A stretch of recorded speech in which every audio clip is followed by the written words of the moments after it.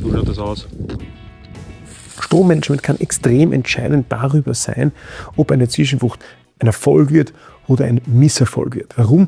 Weil wenn das Stroh falsch gemanagt ist, wenn die Strohverteilung falsch ist, dann kann das einerseits schon mal dazu führen, dass die Aussaat technisch erschwert wird, dass das Saatgut im Stroh abgelegt wird, dass man einfach schon aussaattechnisch Probleme hat. Und zweitens, danach dann, wenn das Stroh falsch verteilt ist, wenn zu viel Stroh da ist, dass es zur Stickstoffsperre kommt, dass die Zersetzung des Strohs so viel Stickstoff sperrt, dass dieser Stickstoff dann der Zwischenfrucht fehlt und die sich nicht gut entwickeln kann. Was du dagegen machen kannst, ist zum Beispiel einfach höher abzumähen beim Dreschen. Klingt absurd, funktioniert aber und ich zeige dir warum. Hallo und herzlich willkommen bei diesem Video von Farm to Farm. Mein Name ist Christoph Kutscher. Ich freue mich, dass du dabei bist. Vor einigen Wochen habe ich mit einem Landwirten gesprochen, der eine Zwischenfrucht von uns angebaut hat auf 2 Schlägen, ganz in der Nähe. Und auf dem einen Schlag hat sich diese Mischung, das war eine Just-to-Grow-Mischung, eine individuelle Mischung für ihn, hat sich diese Mischung sehr gut entwickelt. Auf der anderen Seite, das waren keine 300 Meter entfernt, hat sich diese Mischung schlecht entwickelt, zäh entwickelt, ist nicht gut vorher gewachsen und war dann im Frühjahr, also jetzt, sehr, sehr stark belastet mit Ausfallgetreide. Wir haben da lang diskutiert und was könnte die Ursache sein und haben die verschiedensten Ideen durchgesponnen, bis wir drauf gekommen sind, dass der einzige wahre Unterschied war, dass auf dem Schlag, wo sich die Zwischenfrucht gut entwickelt hat, das Stroh abgefahren wurde und auf dem Schlag, wo sich die Zwischenfrucht nicht so gut entwickelt hat, das Stroh geblieben ist. Und mein Schluss daraus war, da haben mir dann auch der Landwirt zugestimmt, der Grund war, dass das Stroh dort, wo es geblieben ist, wahrscheinlich einerseits bei der Aussaat, aber vor allem danach einfach Stickstoff gesperrt hat. Stroh mit dem weiten CN-Verhältnis braucht in der Zersetzung Stickstoff und dieser Stickstoff fehlt dann natürlich der Zwischenfrucht und dann kann sich die Zwischenfrucht nicht so gut entwickeln. Das heißt, Strommanagement extrem entscheidend über Erfolg oder Misserfolg einer Zwischenfrucht. Erstens, warum? Weil es mal die Aussaat erschweren kann. Wenn das Stroh nicht abgefahren wird und wir da sehr, sehr viel Stroh liegen haben und dieses Stroh Matten bildet, Matratzen bildet, dann kann das schon mal bei der Aussaat problematisch werden, dass das Saatgut in der Luft hängt oder im Stroh liegt, keinen Bodenschluss hat und da einfach nicht sich entwickeln kann. Das Problem hat wahrscheinlich jeder schon einmal gehabt. Was kann man dagegen tun? Es gibt natürlich bei der Aussaattechnik verschiedene Möglichkeiten. Deswegen wird da immer wieder gerne auch eine Zinkendrille verwendet, weil ich mit einer Zinkendrille ein Stück weit besser das Saatgut dann am Bodenschluss bei viel Stroh ablegen kann. Hat man aber nicht immer. Eine Möglichkeit, und ich habe es ganz zu Beginn schon gesagt, und dies ist ein Lösungsansatz, der sich durchziehen wird, ist einfach höher abzumähen beim Dreschen. Was heißt das? Beim Mähdreschen einfach den Tisch nach oben stellen, mehr und höhere Stoppeln stehen zu lassen. Und damit habe ich zur Konsequenz, dass natürlich weniger Stroh am Acker verteilt liegt. Denn ein größerer Teil bleibt weiterhin als Halm stehen. So schaut das aus. Das schaut wild aus. Schaut sehr wild aus. Aber es macht natürlich Sinn, wenn je mehr Stroh noch am Halm ist, desto weniger dieses Strohs liegt am Boden und desto weniger habe ich dieses Problem, dass ich bei der Aussaat hier nicht zurechtkomme, weil sich diese Matten bilden. Außerdem ist noch natürlich, und das ist auch grundsätzlich extrem wichtig, dass man versucht, eine Strohverteilung so homogen wie möglich zu machen. Je größer die Mähdrescher sind, desto schwieriger wird das, aber das ist extrem wichtig, wenn das Stroh am Acker bleibt, dass wir versuchen, dieses gehäckselte Material bestmöglich homogen zu verteilen. Und wenn ich das nicht habe, dann habe ich zwar einzelne Bereiche, wo es funktioniert, aber dann wiederum Bereiche, wo es nicht funktioniert. Das heißt, Strommanagement, erstes Problem, das wir damit haben, ist, bei der Aussaat selbst, wenn wir jetzt die Aussaat hinbekommen haben, das technisch hinbekommen haben, dass das Saatgut abgelegen ist und keimen kann und der Bodenschluss da ist, dann gibt es ein zweites Problem mit dem Stroh, das noch in der folgenden Zeit für die Zwischenfrucht wahrscheinlich noch das größere Problem und öfter auftretende Problem sein wird, ist, dass dieses Stroh, das da am Acker jetzt liegt, aufgrund des weiten CN-Verhältnisses Stickstoff bindet.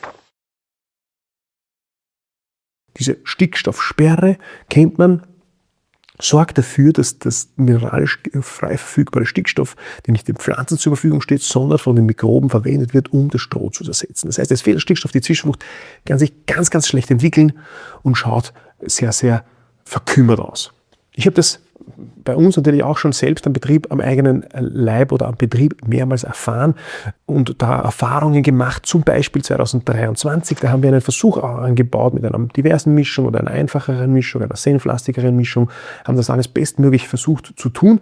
Das Ganze direkt in die Stoppel mit einer Horsch Pronto gesät. Das heißt, wir haben dieses Vorwerkzeug, das ist so eine Kurzscheibenecke, wenn man so will, hineingelassen, damit wir eben mit den Scharen dann das Saatgut in den Boden legen. Das heißt, eine leichte Bodenbearbeitung gemacht.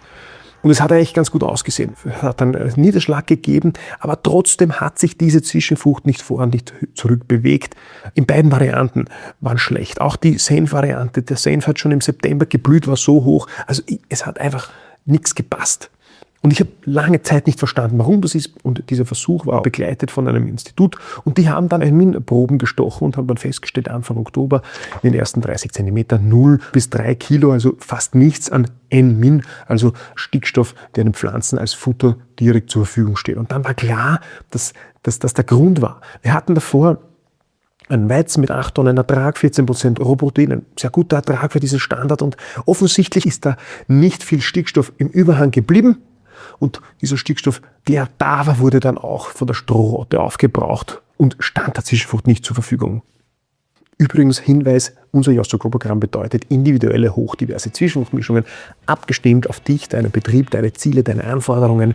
Deine eigene Zwischenfruchtmischung gibt es bei uns. Schau auf die Website www.farmtofarm.eu und jetzt geht's weiter. Problem ist, dass das dann auch noch oft eine Kombination aus schlechter Entwicklung der Zwischenfrucht und einer nicht gewollten Entwicklung des Ausfallgetreides ist. Warum ist das so? Das Ausfallgetreide erlebt dann natürlich seinen genau natürlichen Zyklus.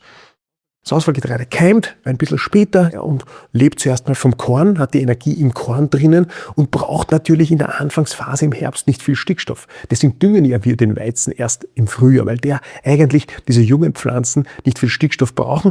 Vielleicht im späteren Herbst ist dann schon etwas notwendig, aber dann kommt meistens auch schon was nach.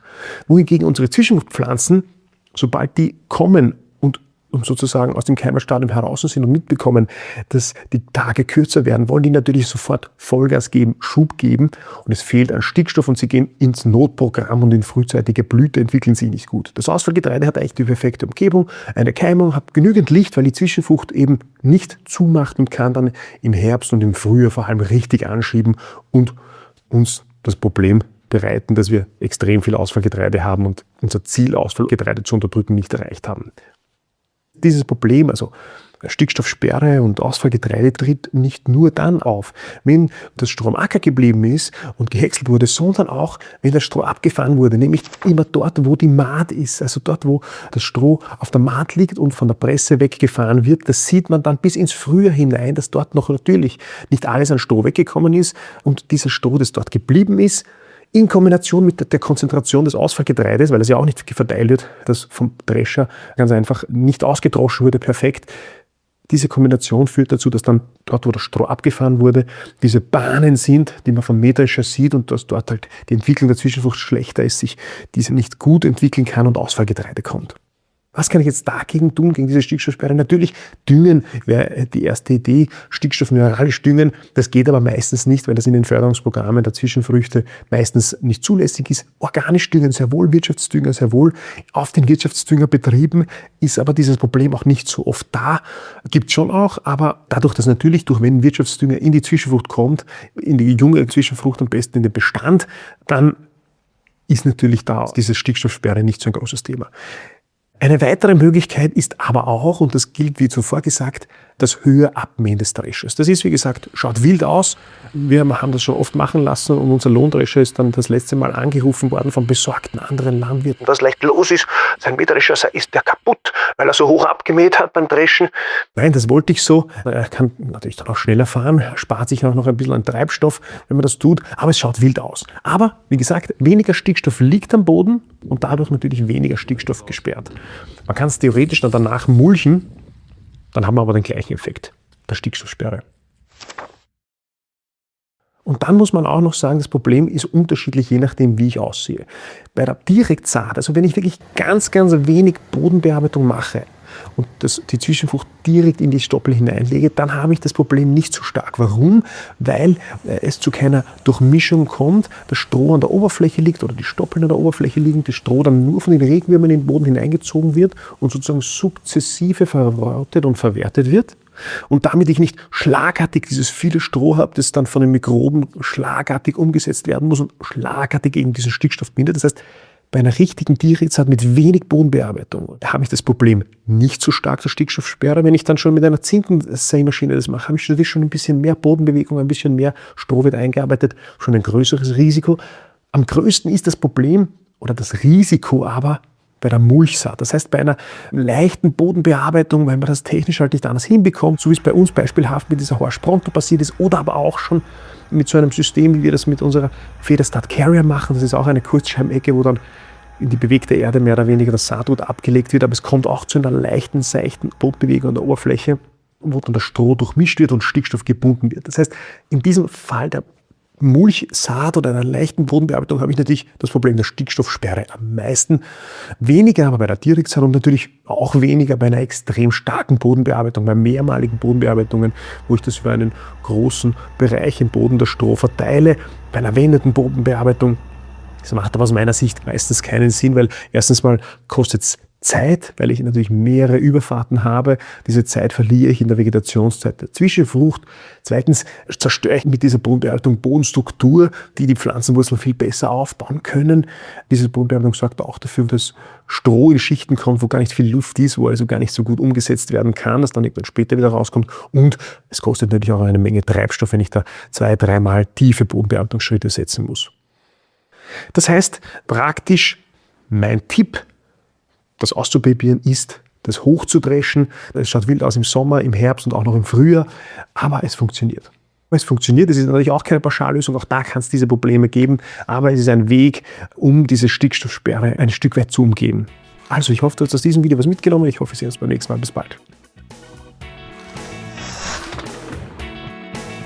Wenn dich das Thema interessiert, wenn sich Ackerbau, der nachhaltig und profitabel ist, interessiert, wenn das dein Thema ist, dann abonniere doch gerne unseren Kanal.